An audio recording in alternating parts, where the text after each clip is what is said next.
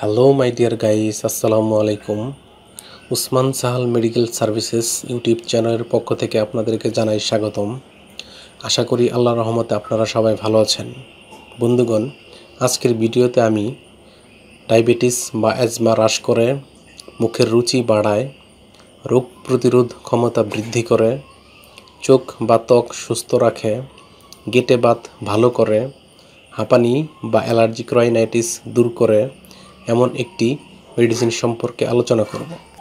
এবং এই মেডিসিনটি অধিকাংশ ডাক্তারগণ তাদের পরামর্শপত্রে বা প্রেসক্রিপশনে লিখে থাকেন এবং এই ওষুধটিতে vitamin A, vitamin K, vitamin বি1, বি2, বি3, বি6, বি12 এবং মিনারেল হিসেবে zinc, magnesium, calcium, iron, manganese, selenium এবং অ্যান্টিঅক্সিডেন্টস ও রঞ্জক পদার্থ রয়েছে। এমন একটি ভিটামিন, মিনারেল ও অ্যান্টিঅক্সিডেন্টযুক্ত ক্যাপসুল যার নাম হলো পিরুলিন ক্যাপসুল, যেটি 500 মিলিগ্রামের হয়ে থাকে। এটির গ্রুপ বা জেনারিক নাম হলো স্পিরুলিনা। এটির উৎপাদনকারী প্রতিষ্ঠানের নাম হচ্ছে রেডিয়েন্ট নিউট্রাসিউটিক্যাল লিমিটেড।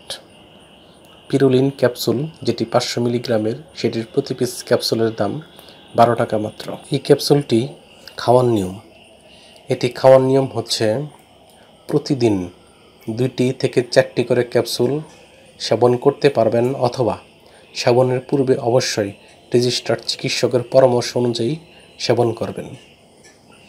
এই ওষুধটি সেবনের পর সামান্য কিছু সাইড এফেক্টস বা পার্শ্ব প্রতিক্রিয়া দেখা দিতে পারে, যেমন ডায়রিয়া, বমি হওয়া বা বমি বমি ভাব হওয়া, অ্যালার্জিক রিয়াকশন ইত্যাদি দেখা দিতে পারে।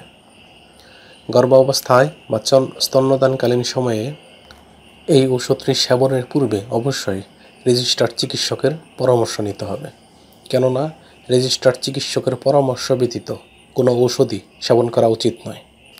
এই ওষুধটি আলো ও তাপ থেকে দূরে 30 ডিগ্রি সেন্টিগ্রেড তাপমাত্রার নিচে এবং শিশুদের হাতের নাগালের বাইরে রাখতে হবে। এবং একই সাথে যে কোনো ঔষধ ক্রয়ের পূর্বে অবশ্যই ঔষধের উৎপাদন তারিখ এবং মেয়াদ উত্তীর্ণ তারিখ দেখে নিতে হবে, কেননা মেয়াদ উত্তীর্ণ ওষুধ সেবন করলে মারাত্মক ক্ষতির সম্মুখীন হতে পারেন কিংবা মৃত্যুও হতে পারে। আশা করি বুঝতে পেরেছেন সবাই। ধন্যবাদ।